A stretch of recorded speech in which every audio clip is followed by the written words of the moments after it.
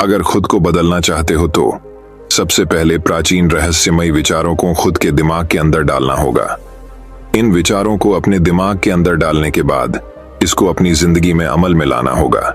इसके बाद तुम दिमाग से इतने मजबूत हो जाओगे कि तुम्हें जिंदगी में कोई व्यक्ति बुद्धि के मामले में हरा नहीं सकेगा। आज इसी रहस्य के बारे में हम गौतम बुद्ध की कहानियों के माध्यम से जानेंगे। तो बिना देर किए चलिए उन कहानियों की शुरुआत करते हैं। पहली कहानी, विचारों पर एक बुद्ध कहानी। एक बार एक व्यक्ति गौतम बुद्ध के पास गया और बोला, बुद्ध, मैं अक्सर लोगों को यह कहते हुए सुनता हूं कि हम जो सोचते हैं वही बन जाते हैं। इसलिए मैं आपसे जानना चाहता हूं कि हमारा जीवन हमारे विचारों से कैसे जुड़ा है और हमारे विचार हमारे जीवन को किस हद तक प्रभावित करते हैं। बुद्ध ने कहा है कि यह सत्य है कि मनुष्य जो सोचता है वही बन जाता है। कोई भी विचार जिसे हम लंबे समय तक अपने मन में रखते हैं और उसके बारे में बार बार सोचते रहते हैं, हम वैसे ही बन जाते हैं। लोग उन्हीं के साथ अपना निर्माण करते हैं। विचार जिसके बारे में वह लगातार बनता रहता है। व्यक्ति का चरित्र उसके विचारों से भी बनता है। यदि विचार अच्छे हैं तो चरित्र भी शुद्ध होगा, और यदि विचार ही प्रदूषित हैं तो चरित्र भी बुरा होगा। अगर आप ध्यान से देखेंगे तो पाएंगे कि आपके जीवन का हर पहलू आपके किसी न किसी पहलू से जुड़ा है। आप आज जो भी हैं अपने विचारों की वजह से हैं। आपके विचार अच्छे या बुरे किसी न किसी तरह से आपके जीवन को अच्छा या बुरा बना रहे हैं। हम जैसा सोचते हैं वैसा ही हमारा चरित्र बन जाता है। जिस प्रकार स्वस्थ बीज के बिना कोई वृक्ष विकसित नहीं हो सकता, उसी प्रकार अच्छे विचारों और अच्छे चरित्र के बिना कोई भी मनुष्य सफल नहीं हो सकता। और यदि उसके विचार नकारात्मक हैं तो वह अपने जीवन को गलत दिशा में मोड़ देगा। उसी प्रकार हमारे जीवन में अपने विचारों और कर्मों के माध्यम से कई बीज बोएं, और उस बीज का फल या तो हमें दुहाक दे सकता है या खुशी। यदि हमने सकारात्मक विचारों के बीज बोए तो हमें सफलता और खुशी मिलेगी, लेकिन यदि बोए गए बीज नकारात्मक विचारों के हैं तो सफलता और दुख साथ साथ चलेंगे। जिन लोगों को आप सफल और महान मानते हैं वे यहां ऐसे ही नहीं पहुंच गए।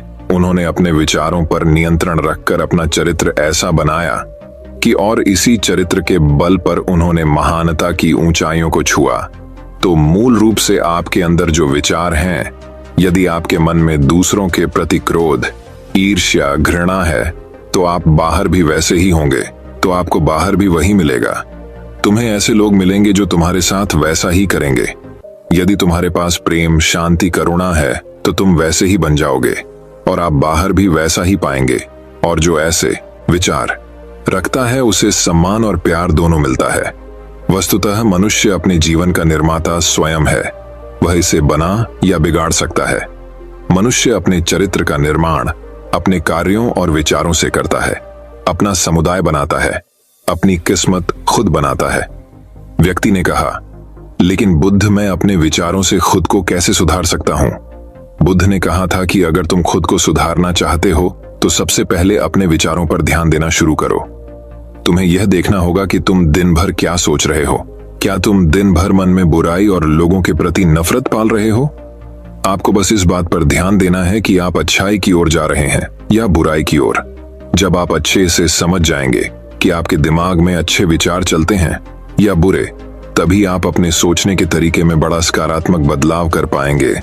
आपके अंदर कभी न खत्म होने वाला खजाना है। आप नहीं जानते कि आप क्या कर सकते हैं। आप किस तरह की अद्भुत शक्तियां प्राप्त कर सकते हैं। आपने महान योद्धाओं और महान लोगों के बारे में तो सुना ही होगा।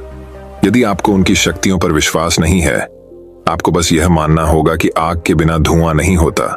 जरूर उनमें कुछ तो बात होगी जिसकी वजह से उनके बारे में इतना कुछ लिखा और कहा गया है। तो वे कौन लोग थे जो दुनिया में महान योद्धा और आदर्श के रूप में पूजे जाते थे?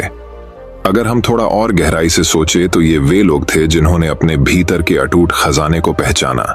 वे लोग अभ्यास करते रहे और सभी की भलाई करने वाले लोगों की मदद करके खुद को बेहतर बनाते रहे, और वे दुनिया में महान और अमर हो गए। और अगर आप भी ऐसा ही करना चाहते हैं तो सबसे पहले आपको अपने विचारों पर ध्यान देना होगा। बुद्ध ने आगे कहा, एक मानव के मन की बगीचे से तुलना की जा सकती है। जैसे बगीचे को साफ और सुंदर रखना, समय समय पर उसमें उगने वाले खरपतवार को हटाना पड़ता है, रोज पानी देना पड़ता है, पौधे की देखभाल करनी पड़ती है। उसी तरह हमें अपने मन को भी सुंदर और सकारात्मक बनाए रखने के लिए उसका ख्याल रखना होगा। इसमें से लगातार नकारात्मक विचारों को हटाकर सकारात्मक विचारों को जगह देनी होगी। इसके लिए हमें डर, चिंता, नफरत और ईर्ष्या जैसी भावनाओं से खुद को दूर रखना होगा। और इसके लिए आपको अपने अंदर चल रहे विचारों पर लगातार ध्यान देना होगा। किसी भी व्यक्ति के अंदर उठने वाले विचार और उसका चरित्र अधिकतर उसके आसपास के वातावरण और परिस्थितियों पर निर्भर करते हैं। लेकिन इसका मतलब यह नहीं है कि किसी व्यक्ति की स्थिति खराब है, अतः उसके विचार सदैव त्रुटिपूर्ण रहेंगे। वह उन पर ध्यान देकर अपने विचारों को बदल सकता है, और जैसे ही उस व्यक्ति के विचार बदल जाते हैं तो उसका चरित्र और उसके काम करने का तरीका अपने आप बदल जाता है। ये सभी चीजें धीरे धीरे सीखनी होती हैं। विचारों के काम करने के तरीके को समझना होगा। आपको सबसे पहले यह स्वीकार करना होगा कि जो काम सामने वाला कर सकता है वह आप भी कर सकते हैं। आपको बस इसका बार बार अभ्यास करने की जरूरत है। नई चीजें सीखने की जरूरत है। जैसे जैसे आपका मन बदलेगा, आपकी परिस्थितियां भी बदल जाएंगी। आप जो भी विचार बीज रूप में अपने मन में डालते जाएंगे, ये धीरे धीरे आपके चरित्र और आपके कार्यों में दिखना शुरू हो जाएगा। और एक बार वह विचार आपके अंदर जड़ें जमा लेगा तो आपको सफल होने से कोई नहीं रोक सकेगा। लेकिन अगर वह बीज या विचार नकारात्मक है तो आपको भी असफलता से कोई नहीं बचा सकता। इसलिए अपने विचारों के प्रति बहुत जागरूक रहने की जरूरत है। आप अपने अंदर किस तरह के विचार ला रहे हैं, एक बात हमेशा याद रहे, हमें वह नहीं मिलता जो हम चाहते हैं, बल्कि हमें वह मिलता है जो हम हैं। और हम अपने विचार हैं, इसलिए इच्छा करना और उस इच्छा के बारे में अच्छा सोचते रहना और उसे पूरा करने का प्रयास करना दो बिल्कुल अलग चीजें हैं। क्योंकि इच्छा तो हर कोई करता है, लेकिन उस इच्छा के बारे में लगातार सकारात्मक सोचना और उसे पाने के लिए कड़ी मेहनत करना बहुत ही कम लोग ऐसा कर पाते हैं। इसलिए अगर आप अपनी परिस्थितियों को बदलना चाहते हैं तो सबसे पहले आपको खुद को बदलना होगा। लेकिन ज्यादातर लोग अपनी परिस्थितियों को तो बदलना चाहते हैं, लेकिन अपने सोचने और काम करने के तरीके को नहीं बदलना चाहते। और अगर लोग ऐसे ही रहेंगे तो उनके हालात कभी नहीं बदलेंगे। उस व्यक्ति ने कहा कि बुद्ध हमारे विचारों का हमारे शरीर पर क्या प्रभाव पड़ता है। बुद्ध ने कहा था कि हमारा शरीर हमारे दिमाग का गुलाम है। हम जो भी सोचते हैं उसका पहला प्रभाव हमारे शरीर पर ही पड़ता है। आपने देखा होगा कि जो लोग बहुत अधिक चिंता करते हैं और डरते हैं वे जल्दी बीमार पड़ जाते हैं। साथ ही जो लोग दूसरों से ईर्ष्या करते हैं और हमेशा नकारात्मक सोचते हैं वे भी बहुत जल्द मानसिक और शारीरिक बीमारी का शिकार हो जाते हैं। और अगर आप ऐसा सोचते हैं तो आपके साथ भी ऐसा ही होगा। इसके विपरीत जो लोग हमेशा खुश रहते हैं वे दूसरों के बारे में अच्छा सोचते हैं, हमेशा स्वस्थ रहने के बारे में सोचते रहते हैं, तो उनकी ऊर्जा एक समान हो जाती है। और इस ऊर्जा का सकारात्मक प्रभाव सबसे पहले उनके शरीर पर पड़ता है। क्योंकि जिस व्यक्ति का मन शांत होता है उस व्यक्ति के शरीर की आधी बीमारी अपने आप ही खत्म हो जाती है। हम स्वस्थ रहेंगे या बीमार, यह हमारे आसपास के माहौल और परिस्थितियों के अलावा हमारी सोच पर भी निर्भर करता है। एक कमजोर और बीमार विचार हमारे शरीर को भी कमजोर और बीमार बना देता है। आपने अपने आसपास देखा होगा कि जो लोग बीमार होने से सबसे ज्यादा डरते हैं वो सबसे ज्यादा बीमार पड़ते हैं। इस डर ने लाखों लोगों की जान ले ली है। इसके विपरीत जो लोग अपने शरीर के बारे में अच्छा सोचते हैं वे स्वस्थ और मजबूत महसूस करते हैं, और जिनके विचार शुद्ध होते हैं उनका शरीर स्वस्थ और मजबूत हो जाता है। वैसा ही हमारा शरीर सिर्फ एक उपकरण है और हमारा मस्तिष्क इस उपकरण को नियंत्रित कर रहा है।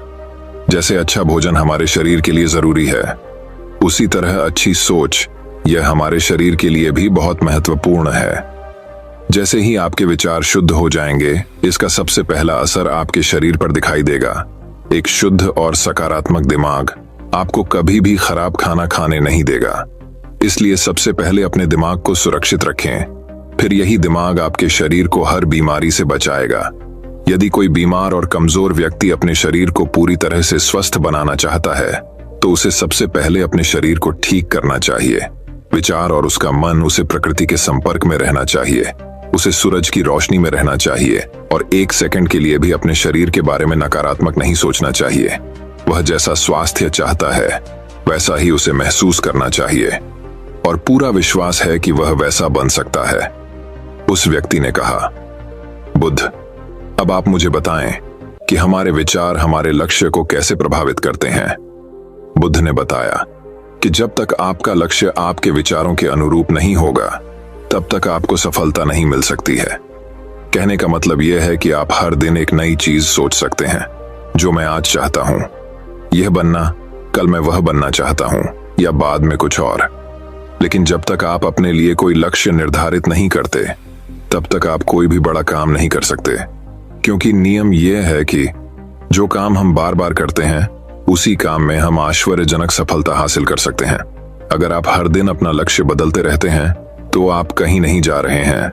इसलिए आपके जीवन में एक निश्चित लक्ष्य होना चाहिए और आपको अपनी पूरी मेहनत और लगन से उस लक्ष्य को पूरा करने का प्रयास भी करना चाहिए। और इसके लिए आपको अपने सभी विचारों को अपने लक्ष्य पर केंद्रित करना होगा, अन्यथा आपके विचार बिखरे रहेंगे और हो सकता है कि एक बार आप असफल हो जाएं, या आपको शुरुआत में कोई सफलता न मिले तो दूसरों को देखकर आपके मन में यह ख्याल आने लगा कि यह काम तो आसान है, जब वह इस काम में सफल हो सकता है तो मैं भी सफल होकर अच्छा पैसा और नाम कमा सकता हूं। और यह भी संभव है कि इस काम में असफल होकर भी तुम दूसरी तरफ भागो, और ऐसा करते समय आप कई काम करते हैं, लेकिन हो सकता है कि आप किसी एक चीज में सफल न हो पाएं। इसीलिए आपको पहले एक चीज तय करनी होगी, तभी आपके विचार एक काम पर फोकस कर पाएंगे। अब आपका वह लक्ष्य कुछ भी हो सकता है, चाहे मन की शांति पाना हो या अमीर बनना हो, लेकिन याद रखें, लक्ष्य वही है जो आपके विचारों को एक दिशा में केंद्रित रख सके। यदि आप बार बार अपने लक्ष्य हासिल करने में असफल हो रहे हैं, तो इसका मतलब यह नहीं है कि आप इसे हासिल नहीं कर सकते, बल्कि इसका मतलब है कि आपके पास अपने लक्ष्य को हासिल करने का तरीका गलत है। इसलिए आपको अपना लक्ष्य नहीं बदलना है, बल्कि अपनी सोच और अपने काम करने का तरीका बदलना है।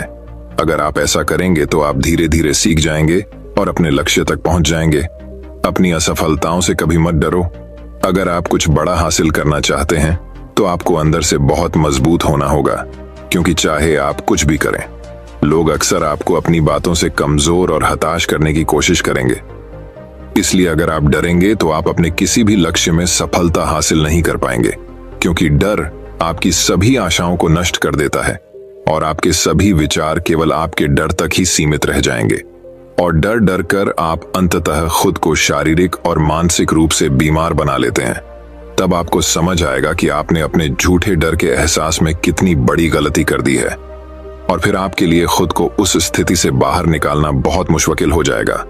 इसलिए सबसे पहले एक लक्ष्य बनाएं, ताकि आपके विचार उस पर नेंगा हो सकें। उसके बाद अगर आप बार बार असफल होते हैं तो भी घबराएं नहीं, क्योंकि यह लक्ष्य हासिल करने का ही एक हिस्सा है, और पूरा विश्वास रखें कि आप जरूर सफल होंगे और एक दिन तुम भी हो जाओगे। उस व्यक्ति ने कहा, बुद्ध, विचारों और मन की शांति के बीच क्या संबंध है?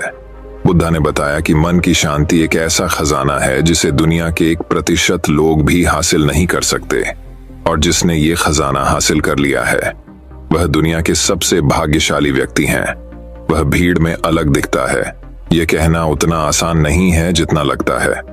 मन की शांति केवल लंबे समय तक आत्मनियंत्रण के माध्यम से ही प्राप्त की जा सकती है।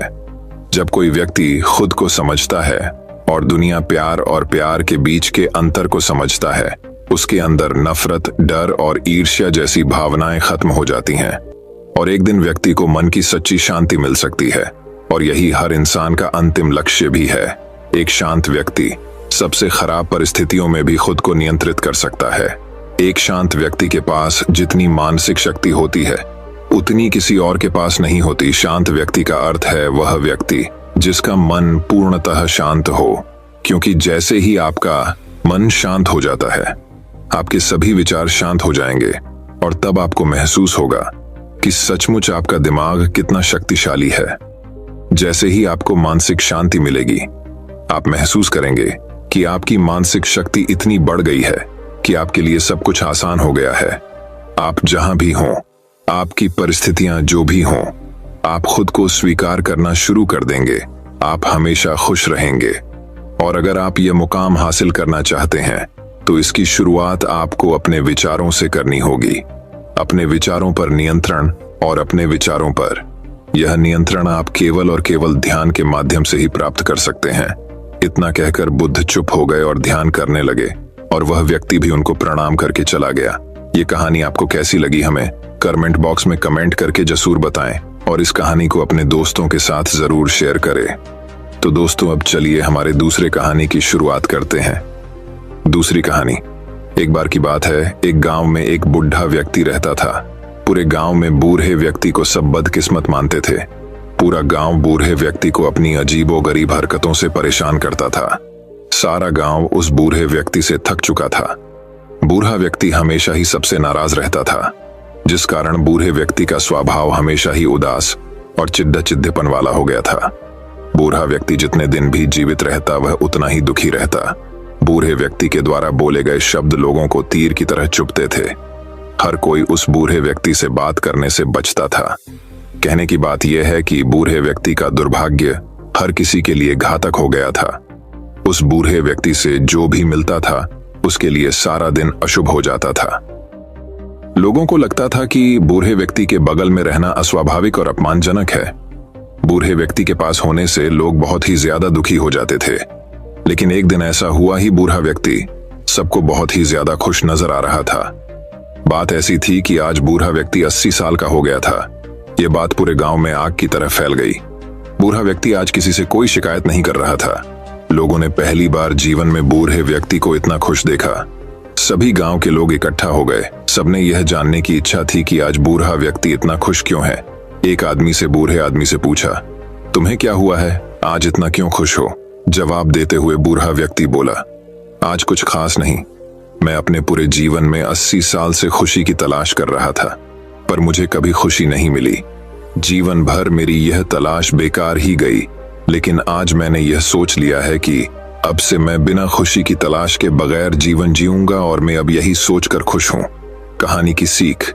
इस कहानी से हमें यह सीख मिली कि हमें जीवन में खुशी को ढूंढने के लिए उसके पीछे नहीं भागना चाहिए।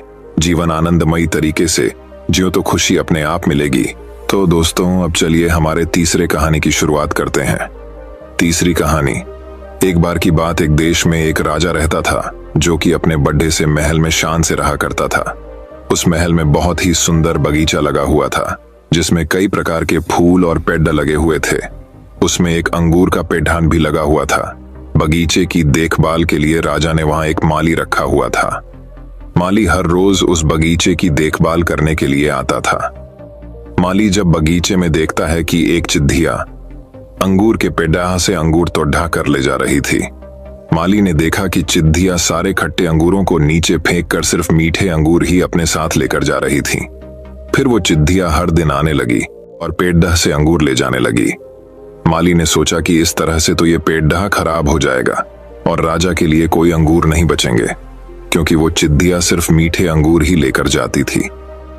माली ने उस चिद्धिया को पकड़ ढहने के बारे में सोचा, लेकिन बहुत कोशिश करने के बाद भी वो उस चिद्धिया को पकड़ डाच नहीं पाया। फिर वो माली राजा के पास अपनी समस्या लेकर गया। वो राजा के दरबार में गया और राजा को सारी बात बताई। राजा को उस चिद्धिया पर बहुत गुस्सा आया। राजा ने माली से कहा कि तुम चिंता मत करो, उस चिद्धिया को मैं खुद पकड़ ढूंगा। फिर अगले दिन राजा उस पेड़ के पीछे छुपकर चिद्धिया का इंतजार करने लगा, और जैसे ही वो चिद्धिया अंगूर लेने आई तो राजा ने फुर्ती से उसे पकड़ डीएच लिया। चिद्धिया ने राजा से कहा कि आप मुझे छोड़ डेच दे, मैं आपको ध्यान की 4 बातें बता सकती हूँ। राजा बहुत गुस्से में था। उसने चिद्धिया से कहा कि पहले तुम मुझे वो बातें बताओ, फिर मैं तुम्हें छोड़ डीएच दूंगा। तो चिद्धिया ने कहा कि पहली बात है कि अपने हाथ में आए हुए दुश्मन या मौके को कभी भी जाने न दो, तथा दूसरी बात यह है कि कभी भी उस बात पर यकीन न करो जो हो ही नहीं सकती। राजा अब और गुस्से में आ गया। उसे चिद्धिया की कोई बात समझ नहीं आ रही थी।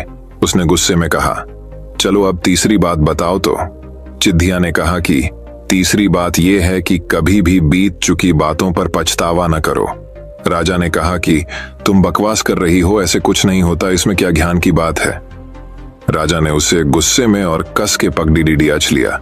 फिर चिद्धिया ने बोला कि राजा जी, पहले मेरे चौथी बात तो सुन ले। तो राजा ने कहा, बोल, क्या है तुम्हारी चौथी बात? चिद्धिया ने कहा कि बताती हूं, लेकिन अपने मुझे बहुत कस के पकड़ा हुआ है, मुझसे बोला नहीं जा रहा। आप मुझे थोड़ी देर के लिए छोड़ दे तो मैं आपको वो बात बता सकती हूँ। राजा ने चिद्धिया को छोड़ दिया और चिद्धिया झट से पेड्ढा पर जाकर बैठ गई।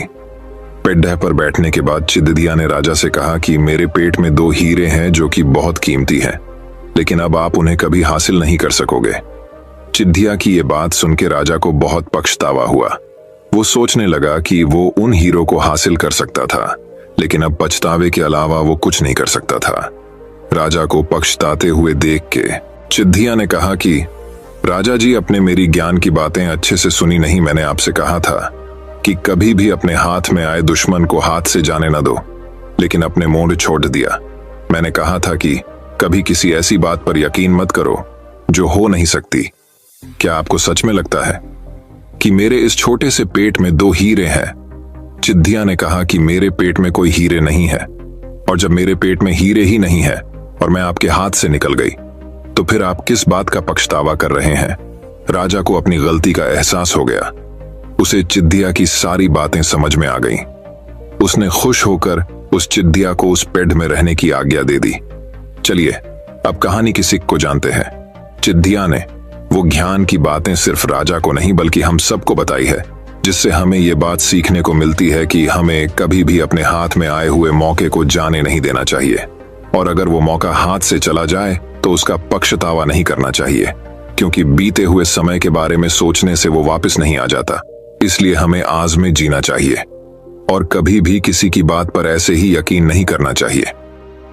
तो दोस्तों, अब चलिए हमारे चौथे कहानी की शुरुआत करते हैं। चौथी कहानी। एक बार की बात है, एक गांव में एक व्यापारी रहता था जिसे ऊंट पालने का बहुत शौक था। उसके पास कई ऊंट भी थे। एक दिन वो व्यापारी अपने किसी काम के सिलसिले में किसी दूसरे गांव गया, जहां पर उसने एक ऊंट बेचने वाले के पास एक बहुत ही खास किस्म का ऊंट देखा। व्यापारी को वो ऊंट बहुत पसंद आया। उसने उस ऊंट को खरीदने की सोची। वो ऊंट वाले के पास गया और उस ऊंट का मोल भाव करने लगा। वो दोनों कई घंटों तक ऊंट के भाव को लेकर बातें करते रहे, जिसके बाद व्यापारी ने उस ऊंट को खरीद लिया। ऊंट को खरीदने के बाद व्यापारी अपना काम खत्म करके अपने गांव चला गया। अपने घर जाकर व्यापारी ने अपने नौकर से कहा कि तुम इस ऊंट को बाकी ऊंटों के साथ बांध दो और इसे साफ कर दो। ये कहकर व्यापारी अपने घर में आराम करने के लिए चला गया। नौकर उस ऊंट को उस जगह पर ले गया जहां बाकी ऊंट बंधे हुए थे। फिर उसके बाद वो उसकी सफाई करने लगा। ऊंट की सफाई करते समय उस ऊंट की सीट के नीचे एक थैली मिली। उसने थैली को खोल के देखा तो उसमें बहुत से हीरे पड़े ढे हुए थे। उन हीरों को देखकर वो नौकर बहुत हैरान हुआ। उसने सोचा कि ये हीरे उसके मालिक के हैं, तो वो व्यापारी के पास गया और उसको वो थैली दिखाई। नौकर ने मालिक से पूछा कि क्या ये हीरो की थैली आपकी है? ये ऊंट की सीट के नीचे पड़ी हुई थी। तो वो व्यापारी बहुत हैरान हो गया और उसने कहा, कौन सी थैली? ये मेरी थैली नहीं है।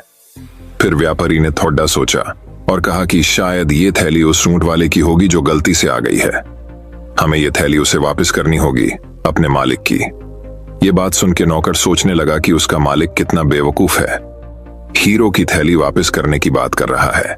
नौकर ने उस व्यापारी से कहा कि मुझे नहीं लगता इसको वापस करने की कोई जरूरत है, वैसे भी किसी को क्या पता चलेगा। अपने नौकर की ये बात सुनकर उस व्यापारी ने कहा कि नहीं, मैंने सिर्फ ऊंट खरीदा है, मेरा इन हीरो पर कोई हक नहीं, मैं इसे वापस कर दूंगा। इतना कहकर व्यापारी ने वो थैली ली और उसे वापस करने के लिए चल गया। वो सीधा उस ऊंट वाले के पास गया और जाते ही उसे उसकी थैली लौटा दी। अपनी हीरो की थैली को वापस पाकर ऊंट वाला बहुत खुश हुआ। उसने कहा कि मैं इसके बारे में भूल ही गया था कि मैंने ये थैली ऊंट की सीट के नीचे रखी हुई है। आपका बहुत शुक्रिया कि आपने ये मुझे वापस कर दी। मैं आपको इसके लिए इनाम देना चाहता हूं। आप इनमें से कोई भी 2 हीरे रख सकते हैं ऊंट वाले के। ये बात सुनकर व्यापारी ने कहा कि नहीं, इसकी कोई जरूरत नहीं है। मैंने पहले ही इस थैली से 2 सबसे कीमती हीरे अपने पास रख लिए हैं। ये बात सुनते ही ऊंट वाले ने अपनी थैली से सारे हीरे निकाले और उन्हें गिनने लगा। हीरो को गिनने के बाद ऊंट वाले ने कहा कि ये तो सारे पूरे हैं, फिर तुमने कौन से हीरे निकाले? फिर व्यापारी ने कहा कि मैंने इस थैली को वापस करके ईमानदारी और खुददारी के 2 हीरो को अपने पास रख लिया है। व्यापारी की ये बात सुनकर वहां पर खाडी, इडियोरे, सभी लोग और ऊंट वाला बहुत खुश हुए और उसकी बहुत तारीफ की। तो दोस्तों, चलिए अब इस कहानी की सीख को समझते हैं। इस कहानी से हमें ये सीख मिलती है कि जिसके पास ईमानदारी और खुददारी नाम के दो हीरे हैं, वो इस दुनिया में सबसे ज्यादा अमीर इंसान है। इन दोनों हीरों से बढ़ा और कीमती हीरा और कोई नहीं है। तो दोस्तों, अब चलिए हमारे 5वीं कहानी की शुरुआत करते हैं। 5वीं कहानी दोस्तों बहुत समय पहले की बात है। एक दिन बातों बातों में राजा चंद्रसेन ने माधव से पूछा, अच्छा यह बताओ कि किस प्रकार के लोग सबसे अधिक मूर्ख होते हैं और किस प्रकार के सबसे अधिक सयाने। माधव ने तुरंत उत्तर दिया, महाराज, ब्राह्मण सबसे अधिक मूर्ख और व्यापारी सबसे अधिक सयाने होते हैं। ऐसा कैसे हो सकता है? राजा ने कहा, मैं यह बात साबित कर सकता हूं। माधव ने कहा, कैसे? राजा ने पूछा। अभी जान जाएंगे आप, जरा राजगुरु को बुलवाइए। राजगुरु को बुलवाया गया। माधव ने कहा, महाराज, अब मैं अपनी बात साबित करूंगा, लेकिन इस काम में आप दखल नहीं देंगे। आप यह वचन दें, तभी मैं काम आरंभ करूंगा। राजा ने माधव की बात मान ली। माधव ने आदरपूर्वक राजगुरु से कहा, राजगुरु जी, महाराज को आपकी छोटी की आवश्यकता है, इसके बदले आपको मुंह मांगा इनाम दिया जाएगा। राजगुरु को काटो तो खून नहीं। वर्षों से पाली गई प्यारी छोटी को कैसे कटवा दें, लेकिन राजा की आज्ञा कैसे टाली जा सकती थी? उसने कहा, माधव, मैं इसे कैसे दे सकता हूं? राजगुरु जी, आपने जीवन भर महाराज का नमक खाया है। छोटी कोई ऐसी वस्तु तो है नहीं जो फिर ना आ सके। फिर महाराज मुंह मांगा इनाम भी दे रहे हैं। राजगुरु मन ही मन समझ गया कि यह माधव की चाल है। माधव ने पूछा, राजगुरु जी, आपको छोटी के बदले क्या इनाम चाहिए? राजगुरु ने कहा, 5 स्वर्ण मुद्राएं बहुत होंगी। 5 स्वर्ण मुद्राएं राजगुरु को दे दी गई और नाई को बुलावाकर राजगुरु की छोटी कटवा दी गई। अब माधव ने नगर के सबसे प्रसिद्ध व्यापारी को बुलवाया। तेनालीराम ने व्यापारी से कहा, महाराज को तुम्हारी छोटी की आवश्यकता है। सब कुछ महाराज का ही तो है, जब चाहें ले लें, लेकिन बस इतना ध्यान रखें कि मैं एक गरीब आदमी हूं।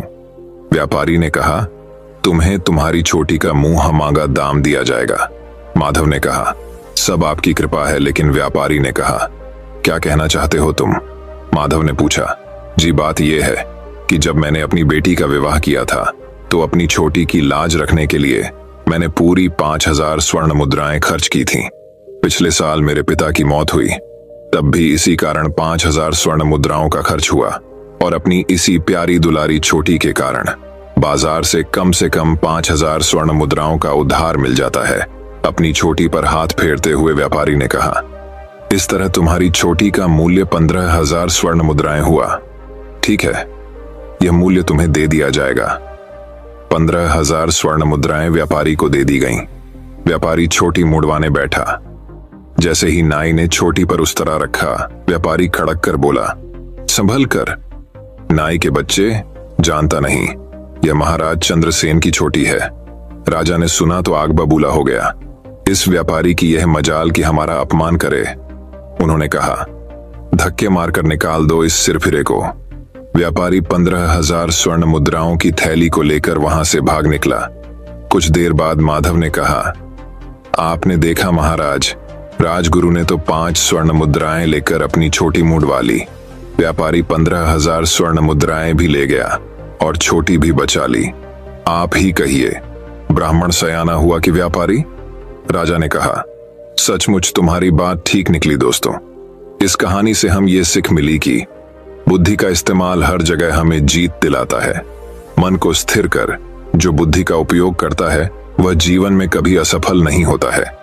इसीलिए हमें हर कार्य में हमारी बुद्धि का उपयोग करके ही अपने कार्य में सफलता हासिल करनी है। तो दोस्तों, अब चलिए हमारे 6ठे कहानी की शुरुआत करते हैं। 6ठी कहानी। अब दूसरी कहानी की शुरुआत कुछ इस प्रकार होती है। दोस्तों, बहुत समय पहले की बात है। माधव एक ईमानदार तथा धर्मप्रिय व्यक्ति था। वह प्रतिदिन ईश्वर की आराधना बिना नागा किया करता था। इससे उसे नैतिक व मानसिक बल प्राप्त होता था। वह अक्सर कहा करता था कि ईश्वर जो कुछ भी करता है मनुष्य के भले के लिए ही करता है। कभी कभी हमें ऐसा लगता है कि ईश्वर हम पर कृपा दृष्टि नहीं रखता, लेकिन ऐसा होता नहीं। कभी कभी तो उसके वरदान को भी लोग शाप समझने की भूल कर बैठते हैं। वह हमको थोड़ी पीड़ा इस शायद देता है ताकि बड़ी पीड़ा से बच सके। एक दरबारी को माधव की ऐसी बातें पसंद नहीं आती थीं। एक दिन वही दरबारी दरबार में माधव को संबोधित करता हुआ बोला, देखो ईश्वर ने मेरे साथ क्या किया। कल शाम को जब मैं जानवरों के लिए चारा काट रहा था तो अचानक मेरी छोटी उंगली कट गई। क्या अब भी तुम यही कहोगे कि ईश्वर ने मेरे लिए ये अच्छा किया है? कुछ देर चुप रहने के बाद बोला माधव, मेरा अब भी यही विश्वास है, क्योंकि ईश्वर जो कुछ भी करता है मनुष्य के भले के लिए ही करता है। यह सुनकर वह दरबारी नाराज हो गया कि मेरी तो उंगली कट गई और माधव को इसमें भी अच्छाई नजर आ रही है। मेरी पीड़ा तो जैसे कुछ भी नहीं। कुछ अन्य दरबारियों ने भी उसके सुर में सुर मिलाया। तभी बीच में हस्तक्षेप करते हुए राजा चंद्रसेन बोले, माधव, हम भी ईश्वर पर भरोसा रखते हैं, लेकिन यहां हम तुम्हारी बात से सहमत नहीं। इस दरबारी के मामले में ऐसी कोई बात नहीं दिखाई देती जिसके लिए उसकी तारीफ की जाए। माधव मुस्कुराता हुआ बोला, ठीक है जहांपना, समय ही बताएगा। अब 3 महीने बीत चुके थे। वह दरबारी जिसकी उंगली कट गई थी घने जंगल में शिकार खेलने निकला हुआ था। एक हिरण का पीछा करते वह भटक कर आदिवासियों के हाथों में जा पड़ा। वे आदिवासी अपने देवता को प्रसन्न करने के लिए मानव बलि में विश्वास रखते थे। अंततः वे उस दरबारी को पकड़कर मंदिर में ले गए बलि चढ़ाने के लिए। लेकिन जब पुजारी ने उसके शरीर का निरीक्षण किया तो हाथ की एक उंगली कम पाई। मंदिर का पुजारी बोला, नहीं, इस आदमी की बलि नहीं दी जा सकती। यदि 9 उंगलियों वाले इस आदमी को बलि चढ़ा दिया गया तो हमारे देवता बजाय प्रसन्न होने के क्रोधित हो जाएंगे। अधूरी बलि उन्हें पसंद नहीं। हमें महामारियों, बाढ़ या सूखे का प्रकोप झेलना पड़ सकता है, इसलिए इसे छोड़ देना ही ठीक होगा। और उस दरबारी को मुक्त कर दिया गया। अगले दिन वह दरबारी दरबार में माधव के पास आकर रोने लगा। तभी राजा भी दरबार में आ पहुंचे और उस दरबारी को माधव के सामने रोता देखकर हैरान रह गए।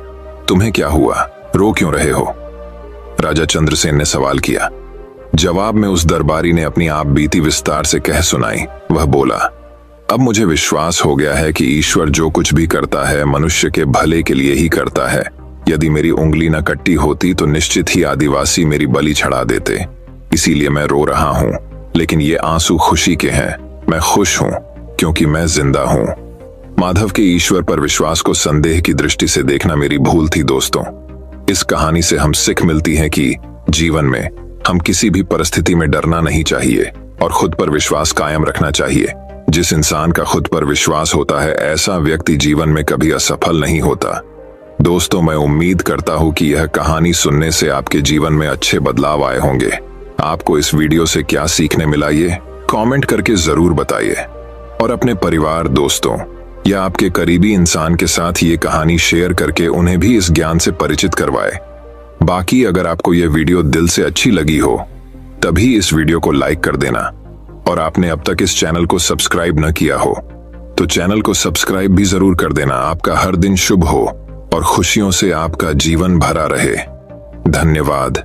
नमो बुद्धाय।